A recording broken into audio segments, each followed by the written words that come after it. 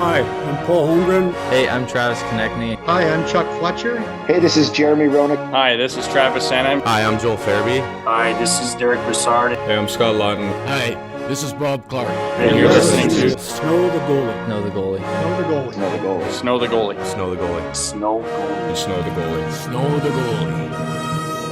Oh, yes! Ladies and gentlemen, welcome into Snow the Goalie. Boy, oh boy, is there a lot to talk about this week. Nothing to talk about really on the ice, but oh boy, is there a lot of stuff to talk about off it. We're going to just get right into it. We'll save all of the superlatives and all the this podcast, that podcast, the Only Flyers podcast. You know the deal. Let's start with the intros really quickly here. Anthony Sanfilippo, find him on Twitter at AntSanPhilly. How you doing, fella? I'm doing great, Russ. Doing fantastic. Just sitting here, going through some of our reviews that have come in from the last few episodes. Just kind of entertaining myself reading this stuff. So I think after the last episode, we might have to have like one of the old Jimmy Kimmel read the mean tweets kind of situation coming up. But no, I'm doing good. Looking forward to hockey being back tonight, guys. We some hockey tonight. Wow. We missed it on Tuesday. We missed it on Tuesday. Let's keep. You might have heard that. Oh, we'll talk about it later on. And then, of course, we have the man, the myth, the legend, Chris Terrian Bundy. Find him on Twitter at CTerrian6. How are you doing, fella? I'm doing great, guys. Good to be back. I know last week, everybody will understand why we're laughing very shortly about the game getting canceled the other night. But yeah, I'm good. Good. Glad to be on, guys. Lots to talk about. We're almost like getting into like the kind of like Flyers soap opera land again. We had a lot of soap operas, Anthony, with my teams in those late 90s, with what was going on then. And it was very soap opera-y. But boy, I tell you what, we got a little bit this week, and I'm looking forward to touching upon it. Good to see you guys. This is a flashback. This was kind of a flashback. This is kind of old school week for us. Those of us who experienced those days back then, they're like, wow, this is cool. We haven't had this in a while. The bold and the buttes. The young and the rested, as the team should be after another cancellation. Yeah. All right. We have to start off with the number one story that's been going around in the last day or so, and that's Bobby Clarke, Flyers great hockey Hall of Famer, appears on a podcast, and it's a long-range podcast, but it's just like what happens with anything else. One clip has just gone absolutely viral, and it's something that we've talked about on this show for 2 years, a year and a half, long period of time. And that was the Flyers drafting of Nolan Patrick at number 2 overall. And I know that there are probably bound to be some people here who are going to get really upset because people still want to believe that for whatever reason, Nolan Patrick's going to turn into an all-star player and that the Flyers will rue the day that they ever sent him away. But Bob Clarke is the first notable major name, anyone affiliated with the Flyers, to go public with the knowledge that the scouts did not want Nolan Patrick to be selected. Again, it's something that we've talked about even before Bunny was on the show. This is goes back to Ant and I. I feel like we did a deep dive on this sometime around when the pandemic first started. We were doing all those interviews throughout the summer. And I think it came up then. That might've been the first or second time. But this idea that the Flyers preferred Makar, and we had previously talked about them liking Heiskanen as well, and that Pettersson's name had also been thrown out there. Let's just get started with this. Were you guys surprised that Bob Clarke went in on this the way that he did, and that he effectively pulled back the curtain on the thought process in the war room that night? I'll go first, and then I'll let Bundy, because Bundy's got a different relationship with Bob than I did. I've only ever known Bob as a reporter subject kind of relationship. Was I surprised? I was surprised in the sense that it came out yesterday, but was I surprised that Bob, had a moment where he just let it all out? No, not at all, because that's Bob. But sometimes when Bob gets talking, sometimes he just lets it fly and he doesn't care. He has no filter. He catches himself. And like you pointed out, Russ, it was a very long interview. Starts with talking about his growing up in Flin Flon, putting skates on at 3 years old and whatever. And it carried all the way through. And they were an hour in, I think, by the time they even got to the part about Hextall as the GM and the selection of Nolan Patrick. And then immediately thereafter, like he talks about it for like 2-3 minutes. And then he even says, I've probably said too much. He catches himself, and Bob's good for that too. When he's doing a public interview, he's had these interviews in the past where he said some things that have been considered inflammatory, and then he pulls back on it after a minute. But that's just how he is. He's just going to speak his mind sometimes, and there's not going to be any filter, and that's it. And so, in that vein, I'm not surprised. Bundy? Yeah, well, I think the thing that made me laugh was the people that think they actually know Bob Clark by talking about it was like it was an assignment by the team to make that, perhaps to take some pressure off. Like, where do these people come up with this crap? Seriously, it's crap. I've known Bob Clark since the summer of 1994. Someone had told me that I think that I had played almost as many games for him as a general manager than most any other player, and that was, of course, with my tenure in Philly. So, but I'm going to tell you one thing right now. Our relationship was not a rosy one all the time. I mean, I think he appreciated the job I did on the ice, and I was here for a while. But I'm going to tell you right now how I know that was genuine, because I've been on the other end of that stick as a player. You know, Clarkie, every year or every couple of years, when the team needed, maybe just wasn't tuning into the coach as much, that's where the GM would come down, whether it was between periods, day after a game, where it was always very well conceived what Clarkie was doing in it and intent. So I remember, I'll just give you one example. One day it was in that 12-game losing streak, because it comes back. We were playing Dallas that night, which we ended up tying 2-2. It was a very good point. It was a good point for us, and we worked hard. We slowly came out of it right after that game, as a matter of fact. But Clarkie came in the room. He had a hockey stick in his hand, and he stood in the middle of the room in front of every guy, and he went around the room. And it was like one guy. And I mean, I'll put myself on the spot. I was sitting next to Desjardins, right, in the stall, and I don't even think I was playing horrible. I was playing. I was mired with the team in that slump. And he looked at me at the stick and he goes, "Poor fucking Desjardins having to play with you every night." And I was like, part of me kind of wanted to like, oh. And then at the same time, I wanted to kind of burst out laughing too. Yeah. But and then I think he wanted to go to Desjardins. And he's like, "No, I'll just pass on him and go to the next guy." So he goes on to it was very well orchestrated, and it was to get guys' attention. Like when the greatest flyer and one of the greatest leaders in sports is coming calling you out like that. Like, I'd been there at that point probably long enough where it wasn't the end of the world to me anyway, but to some younger guy, oh my God. But Clarkie would always say what was on his mind, and he didn't he didn't hold back from it. That's how I know. I mean, if there's a player he doesn't like, he's going to come out and say, "I don't like that player." The problem with, so here's the issue with the draft, and probably from where people judge a draft. Somebody said, well, the other day I said, well, most people knew this at the time. Like so here's the issue when I go back to the Nolan Patrick draft. Can you define really quickly what constitutes as most people? When you say most people knew, because that shit's been going around for the last few days. Like there are a lot of people who've just kind of like co-opted the narrative. Like there are people that Anthony and I know who do have sources who are writers who very likely have heard this or had heard this at some point. And then there are just like a bunch of other people who like wouldn't know their ass from a hole in the ground, who are just like, "Oh yeah, we all knew this, guys. We all know this. Why is everybody upset? Why is everybody freaking out about this?" It's like, well, no, because you didn't know. So here's the one thing with Nolan Patrick. And again, I this guy may have a career in this league, and again, maybe he's gone through some stuff. But one of the things where they had a review of Nolan Patrick from the Central Scouting, and some scout had put down, "Not sure how much he loves hockey."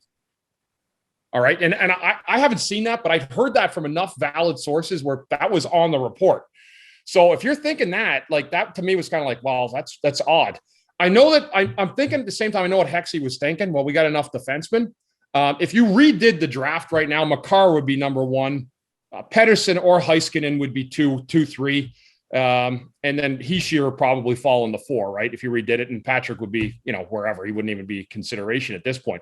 But I think that's what people were saying. So here's what I know, guys. I was still doing TV at that time when the pick was made, and I'm stationed next to the coach's office, right? Like I'm in there, whether it's Dave Haxtell, Craig Berube, whoever it was at the time, I'm right there.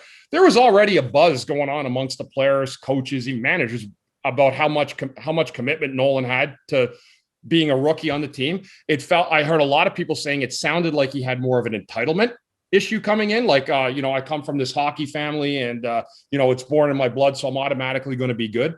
There was talk about that guy's 2 months into his rookie season. I was hearing those rumblings already and seeing them, to be quite honest with you. The play transcends. You can hide all the other stuff, but ultimately you can't hide your numbers. You can't hide who you are on a roster.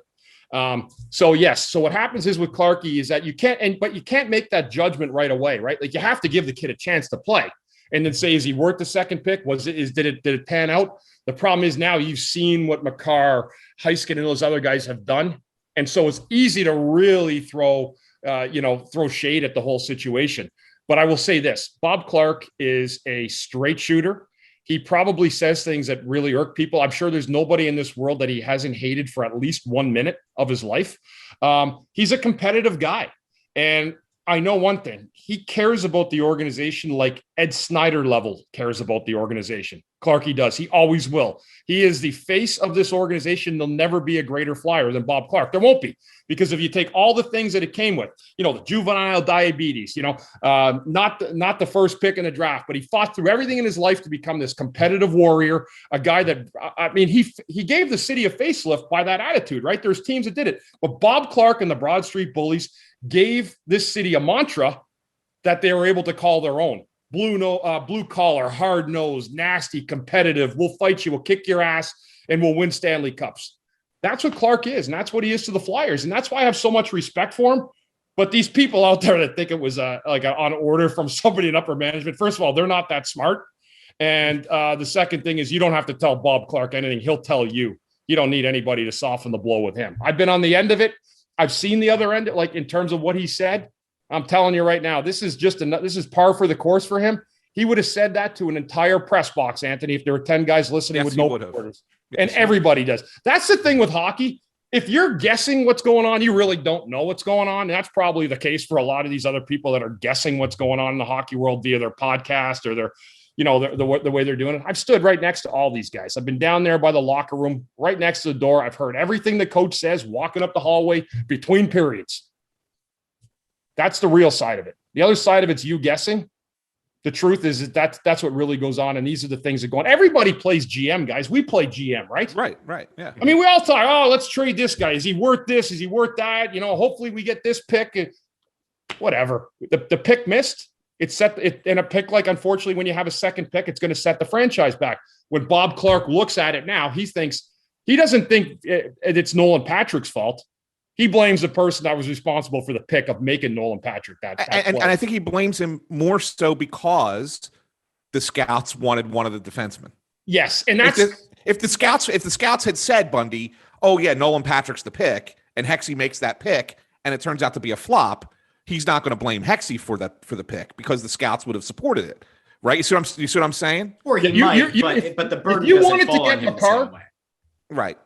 When Hexie was here, you're honest to God, guys, I'm not saying this, you probably would have been better off saying Nolan Patrick is absolutely the pick, Ron. Absolutely, we take Nolan Patrick. Then he would have taken McCarr. He would have gone the other way. That's a little bit of the insight that some people saw here, and a lot of people will tell you that they saw with him in charge here. Yeah, and just so we could break it down, Russ, just so the fans and the people listening understand how, when he says that this decision plus a couple others maybe by Hextall really set the team back. Let's imagine just for a second, right, that you don't draft Nolan Patrick and you draft Makar, right? Well, then guess what? You don't have to go this year. You're not this past season, off season. You're not doing all the hoop jumping that you're doing to try and get Ryan Ellis here because you got Makar playing next to Provorov, right? Yep. And Makar's your 1 and Provorov's your 2, and it's probably a good top pair. Right. So you're not doing all that stuff. Meanwhile, by drafting Nolan Patrick and Nolan Patrick not working out, you now have to, you come to the realization that we don't have a number 2 center. We have to go out and sign a number 2 center. The best one that's available is Kevin Hayes, and you overpay him and you give him a contract that's probably way too much for his talent level, right? He's probably more of a 3C. You paid him as a 2C. So now you have a contract that's really kind of hard to move. For a guy there. So, those, just in that vein alone, that one bad decision forces Chuck Fletcher's hand down the line on 2 other decisions that aren't quite working out right now for the team, but they were things that he had to try to do because the pick went bad, right? And then he points out, he says, there are 2 or 3, and this was an interesting line that he said, there were 2 or 3 other first-round picks who will never play. Well, we know one of them is Herman Ruptov. That's automatic. That guy was which is a first-round given. pick. We've talked about right. this. We know that he's 6 years the ago. guy has gotten more time being discussed on this and other podcasts than he's actually had at the NHL level. Right, and it probably will be the truth for his entire career. We know he's one. The other 2, I'm assuming he says 2 or 3, probably Jay O'Brien. It's Sam yeah, Morin. it's definitely Jay Moran O'Brien. was Homer. No, it's definitely Jay O'Brien, and then the other one is probably, I think he's going Morgan Frost. Yeah, but that's what I would still say, like, Frost is still. This is where we like get. I don't want to get sidetracked with this. Morgan Frost is still like one of those guys who's like still young enough that conceptually you could say, all right, like there is still a potential for him at some point to put it together. And I don't. Even if you went into like the back half of this season and you were getting Morgan Frost playing time, or you go into next season and you say, let's just put him in as the 3C and like, let's just roll with it because we kind of have an idea of where we're going to be at. And like, let the kid get NHL reps and develop. Like, I think he can still, at least if nothing else, be an NHL caliber center. He needs to add to his frame, but he could be an NHL center. He's not going to be. I think he'll be better. I think he'll be better as a wing. I think he'll be better as a winger, in all honesty. And if that's the case, then it's organizational malpractice again. All those years that they've spent, you know, kind of pigeonholing him into only being a center and not being willing to bring him up as a wing. I digress, though. I don't think that one's fair. Jay O'Brien is absolutely fair. We have absolutely no intel he's playing well. But wait, he's playing well in intel college. that suggests that he's going to. I mean, there's not. Is he blowing the doors off at that level, Anthony? Is he lighting that game ablaze? Like, is he standing out as a top 2 guy, a top 3 guy at that level? No. I mean, could he eventually maybe become an NHL caliber player? Maybe. Did they overthink that move in the draft? They did. And so, like, to me, that the thing that's more telling about it, and the part that also is just kind of like, there's no way that Clark goes into this interview with either a directive from somebody above him or with it in his mind that he's going to go light things on fire, in that, like, Rupsov is a waste. We can just say that. But Jay O'Brien, theoretically, is still a player in the Flyers organization, an active player who could theoretically at some point make the Philadelphia Flyers or make his way up through the ranks with the Philadelphia Flyers. And you now have somebody who is like a face of the franchise, somebody who is a guy who's been linked as an upper management guy, coming out and pretty much saying this kid doesn't have it. That of all the things that came out was honestly the most shocking, at least from my standpoint. Nolan Patrick's not here anymore. Shit all over the guy all he wanted, whatever. But like Jay O'Brien, who we don't actually know is going to be good or bad. We don't know. I mean, imagine being Jay O'Brien and you hear this, right? Imagine being Jay O'Brien and this clip is going around and then you go back and listen. Oh, I wonder if he mentioned anything else. Or like somebody does listen to it and Jay O'Brien's phone starts pinging with, yo, man, is he talking about you? That sucks. And maybe it's the kind of motivation that somebody needs. I don't know, Jay O'Brien. Maybe he needs extrinsic motivation. If so, this sure should do it. And if not, I don't know. But it is pretty, I mean, it's kind of wild. You don't hear this kind of a guy, of an upper management or a face of a franchise, whatever, go out and like publicly call into question somebody who conceptually could eventually progress through the organization. We need a safe space for him, Russ. Maybe. It's just wild. I actually no, felt it is. worse for Jay O'Brien after this whole thing. Like going back and listening to it, I'm like, man, yeah. I mean, at least he doesn't say, "Well, I'll tell you what, though, Jay O'Brien's a real piece of shit. What an absolute waste of a fucking pick that was." Like, at least he didn't do that. Then he says, now granted, again, this is prompted by Andy Strickland, not prompted by Clark. But Andy Strickland says, and by the way, we should mention the name of the podcast. It's the Cam and Strick podcast. Cam Jansen, Andy Strickland, based out of St. Louis. Good guy, yeah. Good guys. And Andy Strickland says, yeah, well, Hexie gave us Braden Shen, gave St. Louis Braden Shen, and Clark says, yeah, he shouldn't have made that trade either. Now, I'm someone who disagrees with Bob on that and have all along, because I always thought Braden Shen was a good player, not great player. And you got 2 first-round picks. If you hit on those 2 first-round picks, you probably get something better, end up getting something better than what Braden Shen was. One of those picks was Joel Farabee. Okay, good. We like that. That's a good part of it. The other half is Morgan Frost. So the question now becomes, when you look at it, Shen for Frost and Farabee. Is it a good deal? I mean, yeah, Yuri Laterra was in there too. I know your favorite player, Russ. He was a part of that deal. Scandinavian Scarface, I didn't baby. even hear that guy. Scandinavian Scarface. But seriously, I mean, so Bob doesn't think it's a good trade. So to me, that also tells me that ties into when he says 2 or 3 first rounders who aren't going to play. And then he says the Shen trade was bad. Well, we know Farabee's a player. We know he's a good player. Frost is the other part of that trade. I think he's referencing Morgan Frost. I really do. I think ultimately Shen wouldn't have helped this team in a meaningful way that would have raised this team's ceiling exponentially. Could it have theoretically helped them in the short term? Maybe. Long term, there's a case to be made that Farabee could end up being a better contributor for this team.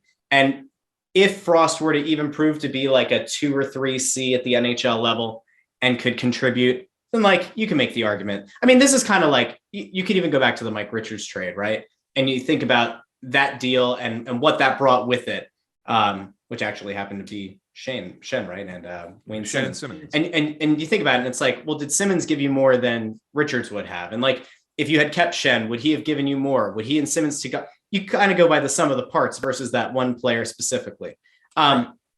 Here's and then the final thing that Clark says, the final thing, which was this is where he started to stop himself, and I decided to look into it a little bit.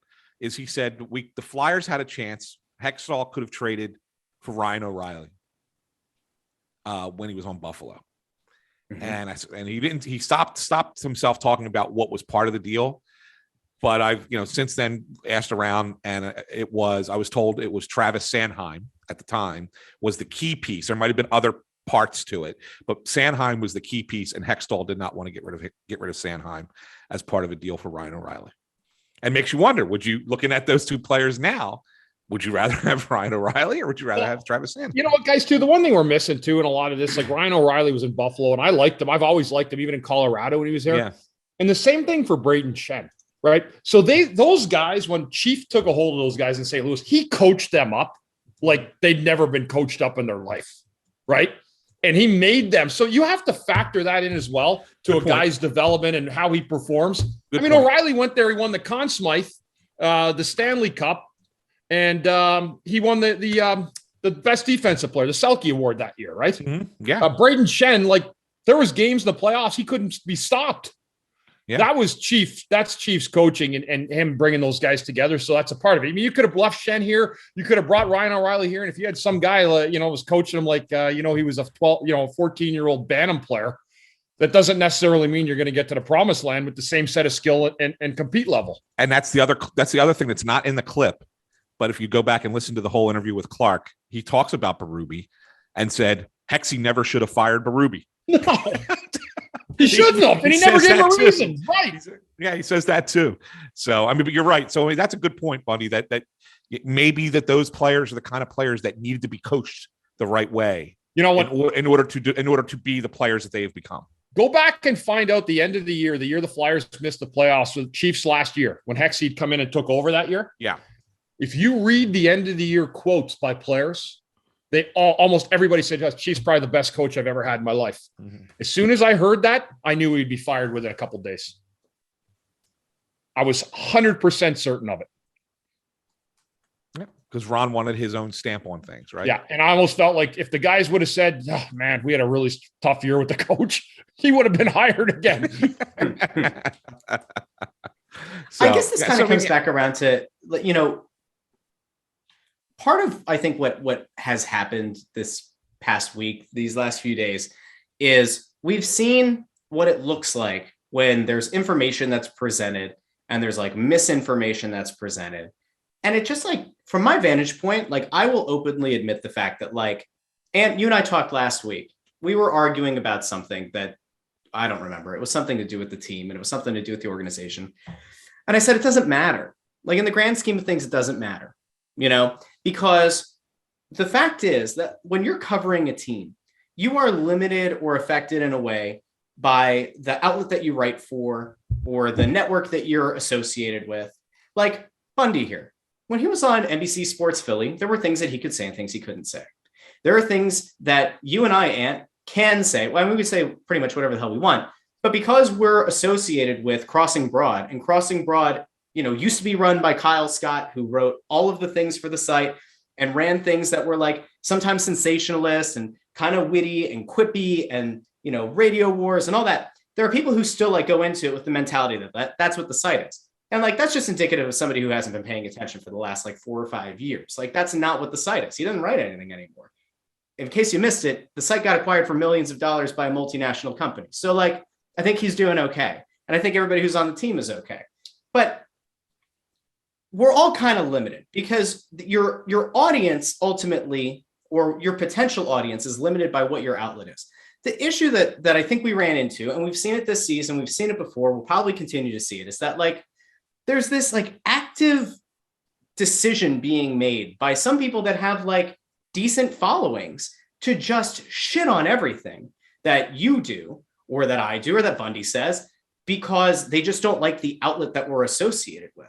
And like, don't cite things that have been written or reported or said on this podcast or have been written on Crossing Broad because they just don't like Crossing Broad, or they don't like Kyle, or they don't like whoever. And so it's just like, at some point last week, I said, like, none of this matters, because we will continue to like beat the drum, pound the drum on the things that like we know are true. And like, eventually it'll come out that like we were right, and it'll be great and we'll feel good about it. But ultimately, like, all of the ass clowns who have been like going around just like actively trying to just, I don't know, berate us or to kind of put down the things that we've been doing to deride us, like nothing's going to change. I go back to like what happened at the beginning of the season. Riley Cote, for no reason, and we've met Riley before. We had Riley on the show before. He seems totally fine. I have a relationship with the guy. Riley was a teammate of mine. He's a great friend of mine. He's a great guy. Good guy. And he's like, for some reason, like, Anthony puts out in the beginning of the year that Sam Moran suffered a devastating knee injury and that he felt bad for him. And then Riley came out and like did the quote tweet that had the image of a text with Moran, who pretty much said like, it's no big deal. Right. And so there were like, I think a few thousand people that engaged with the tweet, either retweeted it, quote tweeted it, liked it, whatever. And then there was this like active campaign of people like, and I put it out on the Snow the Goalie Twitter account, where it's people saying, oh, look at that, Crossing Broad stretching the truth again for clicks. Oh, I'm not surprised. Anthony does this kind of shit all the time. And it's just like again and again and again. Well, guess what happened? Sam Moran isn't going to play this season, or it doesn't sound like he's going to. Mike Yo said it this past week. Did the 1,500 people or the 2,000 people or the 3,000 people who shit on Anthony and Crossing Broad and everything else, did they come out and issue any kind of an apology? Of course they didn't. But in the moment, it's fun to just kind of pile on. But like, ultimately, Anthony was right. The kid suffered a knee injury. He's probably not going to play this year. His NHL career is in jeopardy. And like, it is what it is. We talked about this thing with Nolan Patrick. We've talked about it for 2 years. Did we ever get any kind of a reference with that, Ant? No, never came out. What we got was revisionist history along the way, where people said, well, we've been aware of this for a while. Bullshit. You didn't fucking know. Because if you did, you would have done your job and reported it. You would have done your job and you would have talked about it. Because for some of these people who don't actually write and who don't actually do things, and I say this as somebody who's like totally transitioned into sports betting. I'm not doing this anymore. It's still, Ant, I'm just here for the good looks and boyish charm. But like, ultimately, some of these people just like talk, they tweet, they do whatever. They don't know what the fuck they're talking about. And so they just throw this stuff out. And the problem is, when you have a big enough social media following, people start to think that you know what you're talking about. And they don't. And it's whatever. Like, honestly, in the grand scheme of things, if somebody wants to continue to buy into the bullshit that somebody keeps shoveling to them, you can do it. I guess you can. But like, when they don't fucking know what they're talking about and they continue to just put up their bullshit, meandering ponderings, whatever, and try to elevate it to the level of somebody who actually knows what the hell they're doing, who sources their material, who goes and does double, triple sourcing, which pisses me off, because there are times where I'm like, Ant, why don't you just go with this? Like, we know it's a good source. It's a good thing. Just go with it. No, Anthony goes and double, triple sources. And then it comes out they can't be bothered to send us a link. There's no reference. The only person who has, and I will give him a shout now, is Charlie O'Connor from The Athletic, now the New York Times, The Athletic, who said last week or a few days ago in a post that Snow the Goalie and Crossing Broad have been in open war with the business side of the Flyers organization. And it was a whole thing about the Ed Snyder thing, the Ed Snyder birthday thing. He's the only one. And it's infuriating to me that like there are so many things that we've had first, we've been correct about, and some of these people just, to them, it doesn't matter. They feel so comfortable and so confident sitting behind their keyboards, their microphones, and just actively shit all over everything. And they present nothing. They add nothing to the conversation. They add nothing of value in actually advancing things forward. And I'm just kind of like, this is dumb. It's all just dumb. All right, you're holding it up. I would just like to I thought you were going to go scorched earth, Russ. Can I just want to fill everybody in. All right. Whatever reporters spend 2 days trying to find out whatever's going on, I just want everyone to know I can find out that same information in 90 seconds. Yeah. That's the truth. I can make one phone call. I knew what Moran's injury was, guys. I remember we talked about it. I'll never give names. It didn't, you would never know who I got the info from, but we were certain and in positive immediately that the guy had a pretty serious injury. Yeah. We're hoping it would be 8 weeks, but we were spot on. I don't care who doubts me or not.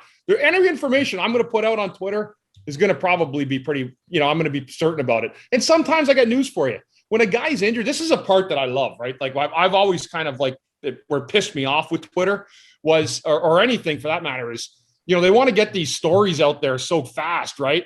And it's like, who's injured? Sometimes, you know what? Just stay away from the guy's hurt. The injury, when the injury is announced, it'll be announced, and that's it. But everybody wants to jump on these injuries like it's the end of the world. You know what? It's wrong. But that is Twitter. You're not going to get an apology. You just have to know when you go on there and you put your story out that you're right, you're telling the truth, and that you're trying to do the people that follow you justice by giving them the right story and what it's meaningful for. And I think there's things that we've seen.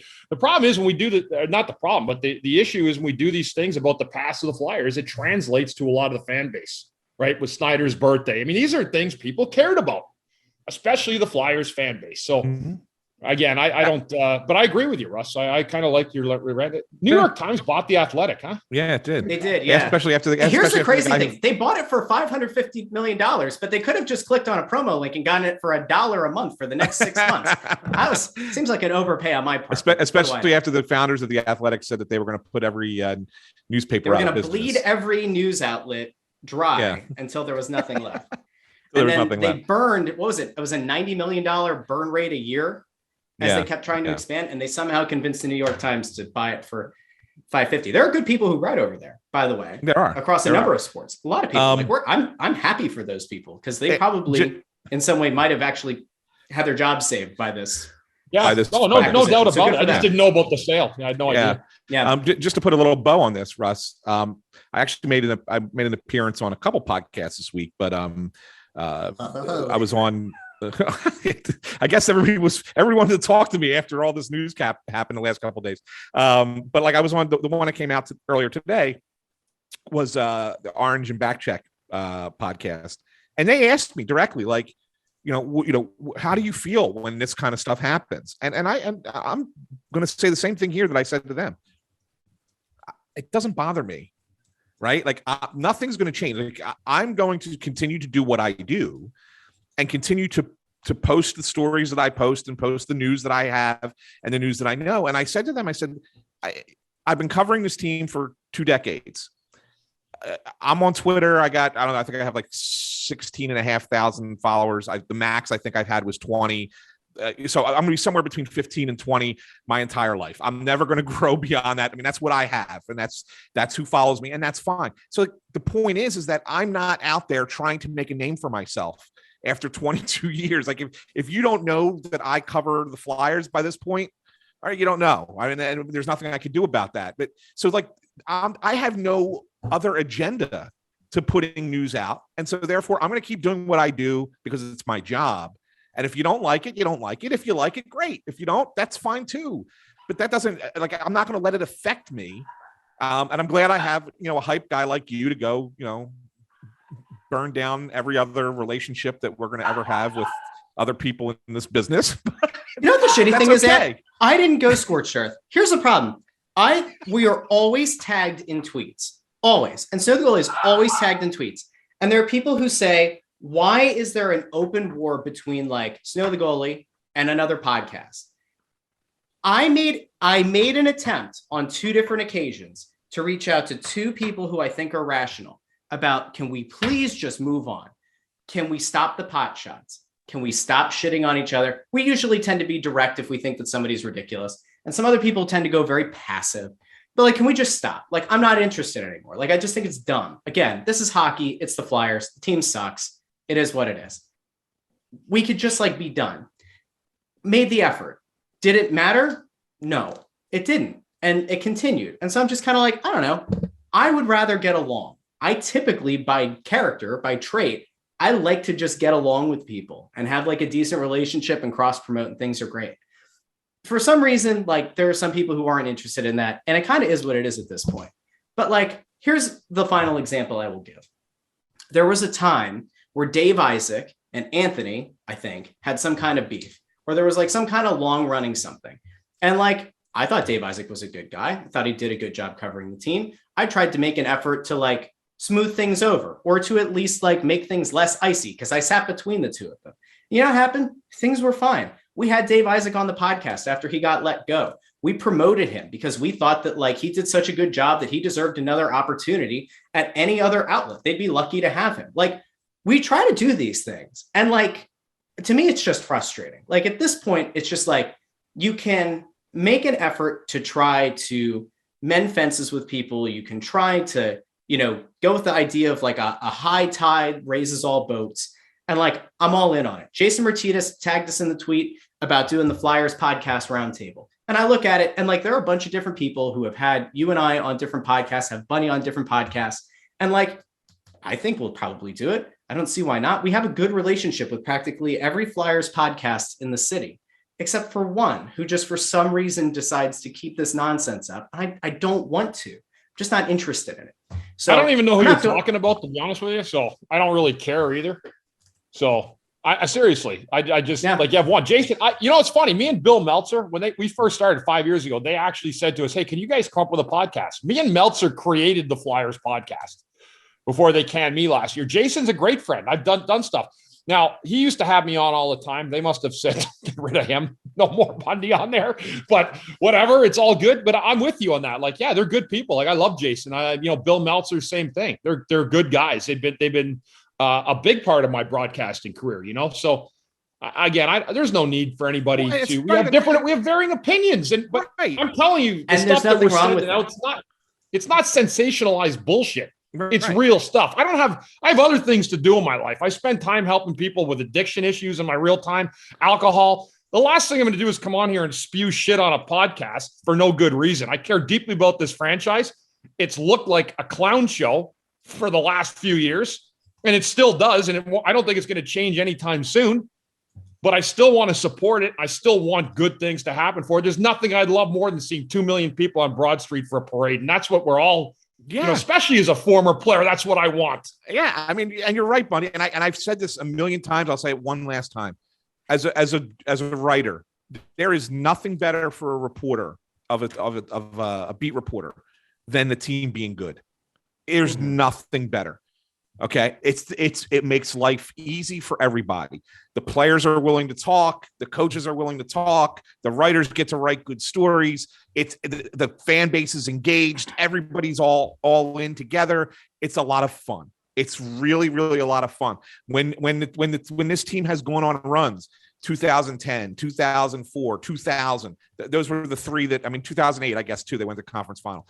Those were the 4 in my tenure that I got to cover. I didn't start with 97. 97 was just before my time as a reporter. But those 4 seasons, those 4 runs were the best times covering this team. It was the best times covering hockey.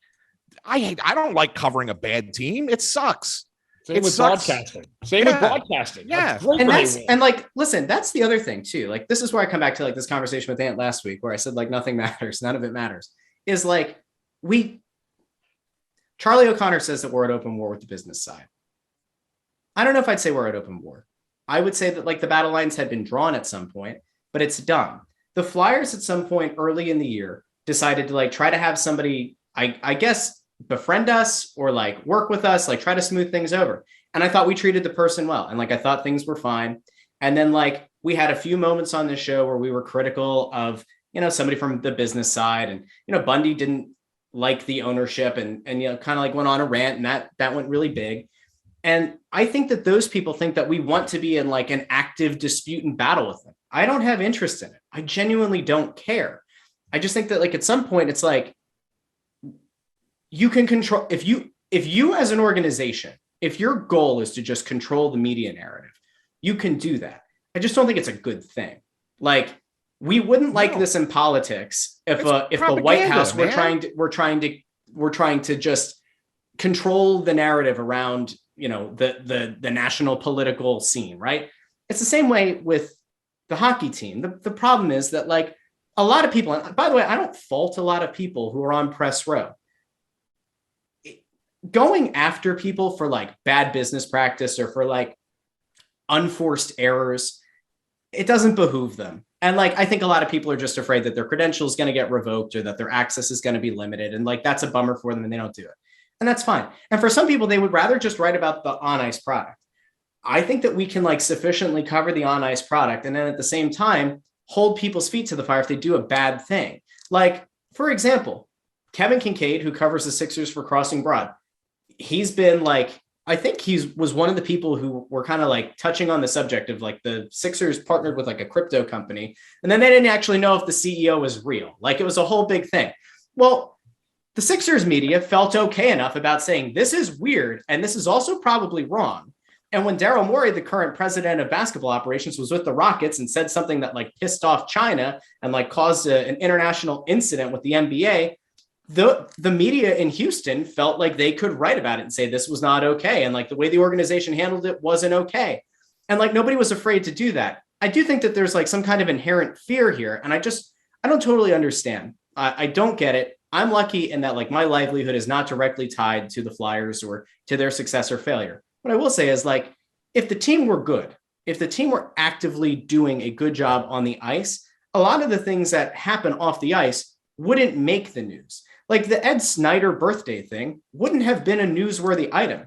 We thought it was weird because the Flyers played a home game on his birthday.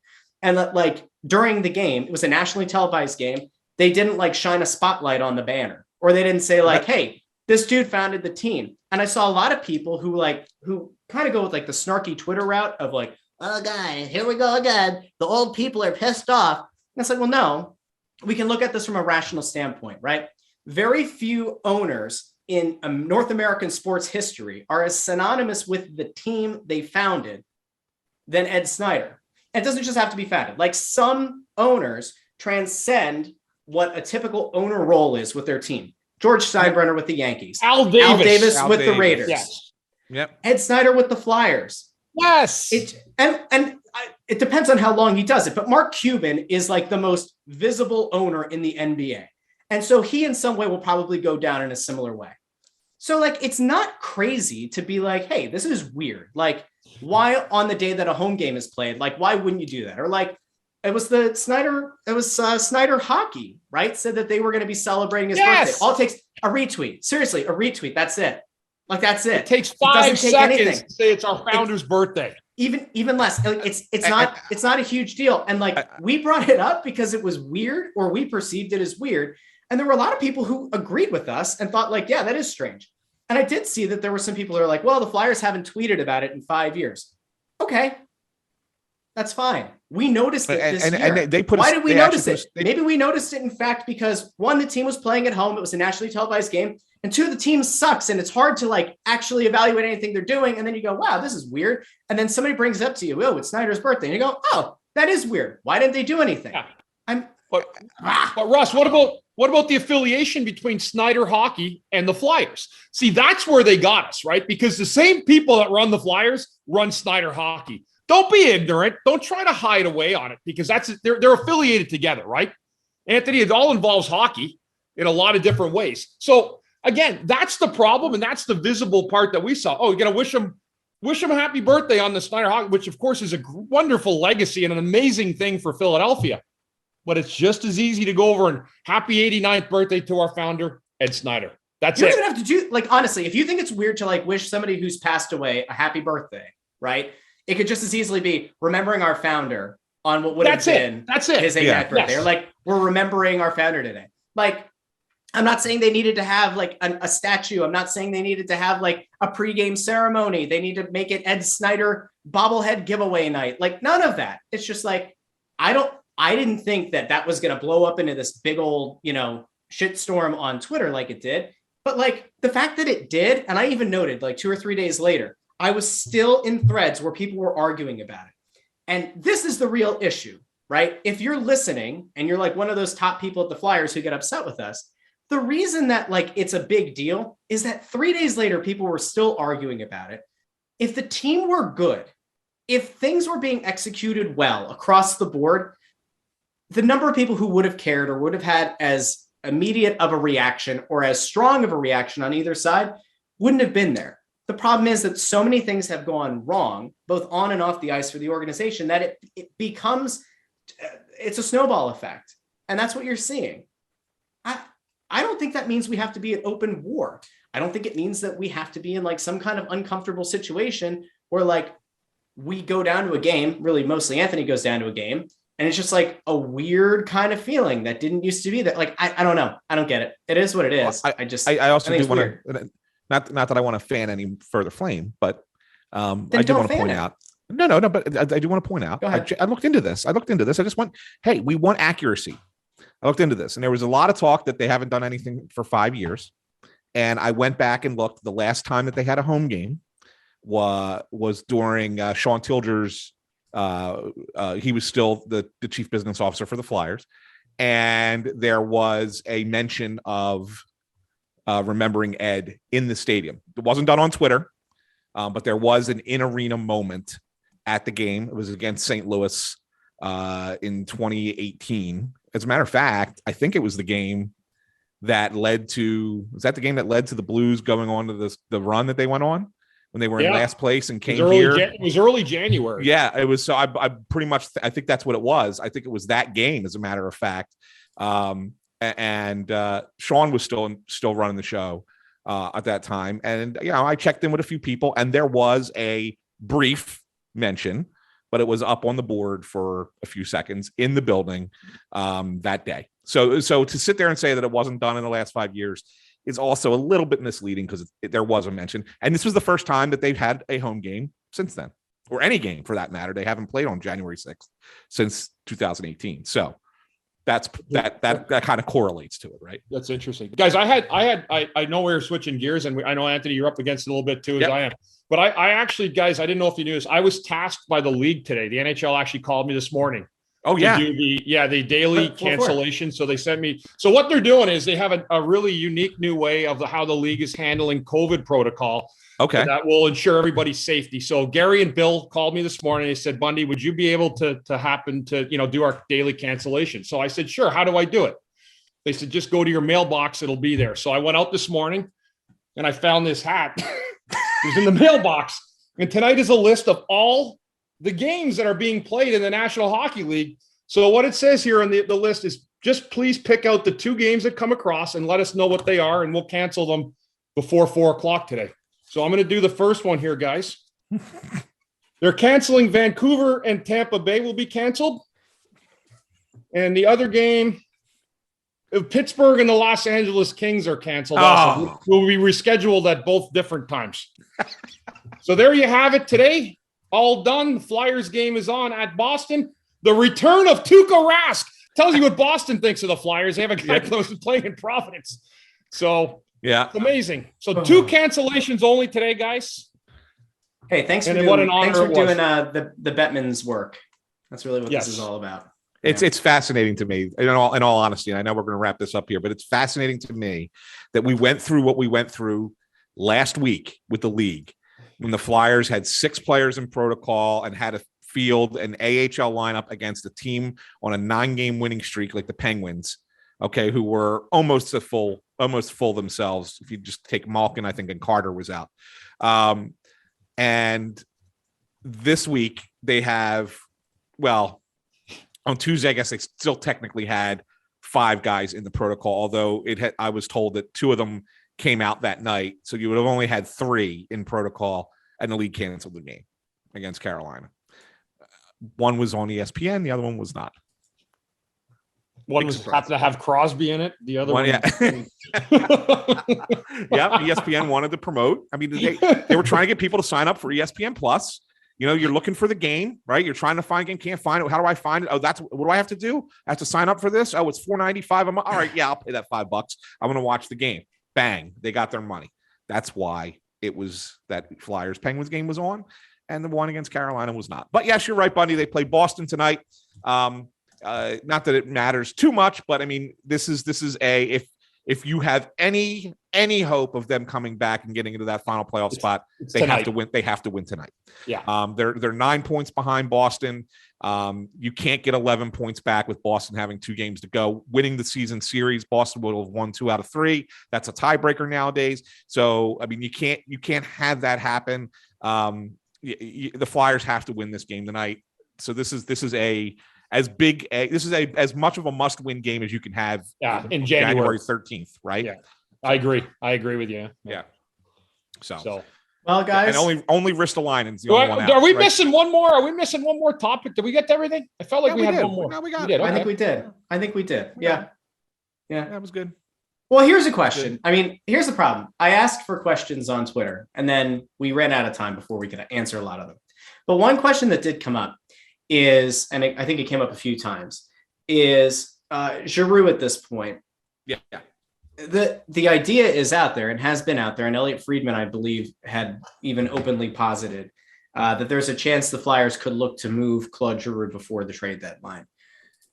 Given where the team's at right now, given the schedule they have coming up, given the issues that have existed with COVID and with other injuries, what percentage chance do you guys give Giroux being moved prior to the deadline? And how does that compare to where it was in the beginning of the season? Well, if he wants a chance to win, I mean, he's going to give him a team. I mean, the weirdest one, remember, Anthony, I'm going back probably maybe a little less than 20 years. Remember Matt Sundin didn't waive his trade. He wanted to stay in Toronto. He wanted to stay in Toronto, yeah. It was really kind of odd in a sense that it's like, why? I mean, I understand your loyalty to the, to the situation you'd been in and all that. But, I mean, we're here to try to win a Stanley Cup. Every player that comes in, I mean, that's the dream, right? That's what we all have. I mean, it would be great if he stayed, I guess. But at the same time, it's like, don't you want to win a Stanley Cup? Yeah, I'm going to say, if you ask for a percentage, Russ, I'm going to say we're probably at this point right now. I say you're probably at 65% that he goes, and that if it continues to be like loss after loss after loss, that number will continue to go up. And I think that Giroux has come to the realization, and it's why he's like kind of refused to talk about it. But I think he's come to the realization that this team's not close. And I don't mean just this team this season, but that they're far behind over the course of the next couple of years, far enough behind over the course of the next couple of years that if he wants to win the Stanley Cup, he's going to have to be a mercenary and go somewhere else. Could he be the kind of guy who maybe, does what some players have done in the past and come back at the end, maybe give you a last season here? Mike Knuble did it, if you remember, like he came back for a year. Not that he was a great, Flyers player, but I'm just saying, like, players do come back for that last season or whatever. Could he do something like that down the road? Maybe, but I think he's going to go try and chase the cup somewhere else. I think he realizes it has to happen somewhere else and not here. If that makes sense. No, it does. Well, other than that, I love everybody. Have a great week. Really quick before we go, we did not get a 5-star review this week. We got 2 1-star reviews, which we don't read on the show. I know. Actually, we did get a 5-star review, Russ. It was a Lacey 5-star. No. There is one that came in under a December date, but came in within the last couple of days. It's weird. Like, I don't know. It's in between the January ones. I'll read it if I have to. I'll tell you the name. I'll tell you. NK_30. No, we read this. We did read this? We did. We read this. Yep. The Okay. Only Honest Flyers podcast. We read it. We sure did. Okay. All right. We sure did. That's It's sitting between my It's my not. two Well, one it might stars. be. It might be in your app, but it's not in Okay. the my podcast reviews thing that we like to use. All right. We had somebody who was upset with our conversation about the COVID protocol last week, and somebody else who just said that we're diarrhea, or was just maybe the person was sitting on the toilet and had diarrhea. I don't know. Maybe they were like filling in a symptom check to go get a COVID test. Really quick, Carter Hart last week said that the league protocol is a joke. And then it came out, was it Provorov was asymptomatic? Followed up, yeah. And he said something to that extent again as well. It seems like the growing sentiment is that they need to stop testing asymptomatic players, or at least that's what it seems like a lot of the players feel. We'll see. It's just that seeing daily cancellations of games, like the league is going to keep pushing through.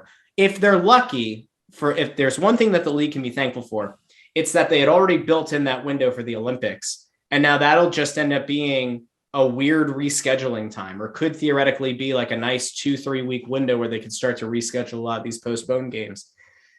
But it is a mess. It hasn't gotten better. We'll see if by the time we record again next week, if it gets any better. I think that's probably a good place to stop, guys. Would you be surprised if they, at least here in the beginning of February, because of the COVID spikes, even though they're going to start to go down here, it looks like I think we hit our peak yesterday, from what I understand. If you're going by the curves that where Omicron was prior to the United States, that would it surprise you if maybe they did like hey, we're going to play a bunch of these games and we're going to play them all in one venue and have like teams all like not like a bubble per se, because they'll probably let fans in, but at least bring everybody to the same, like we're going to bring these 10 teams to this venue because we know we can make up a number of the games because they're playing against each other, kind of thing, as opposed to making teams travel all across the country. Has that been suggested, Anthony? I kind of heard a little bit of a rumbling of it. That's a great idea. Yeah, I haven't seen it publicly come out yet. I was thinking that maybe you might see it like one place in Canada, one like Vegas, and then one play like Florida. 4 games a day. Start them at noon or something and play them all day. And just play them. We talked about this back around the original bubble, but like imagine if you did put into place something where it's like 12 o'clock through 10 o'clock or 12 o'clock through whatever. And that's just how it worked. Now, obviously, there'd be a lot of health and safety concerns because you'd have the question of the air and the air sitting and like people being in there 6 or 8 hours into the day. But it could be a really interesting thing. Boy, if there's one way to stick it to NBC, it would be to run that counter programming to the Olympics, because there are already so many people who are anti this Olympic Games anyway, that you could theoretically stick it to your old TV partner, NBC. Woo! That would be interesting. Right? Very interesting. Yeah. So, all right. Well, anyway, we threw that out there. Something to chew on. Yeah. Good stuff, boys.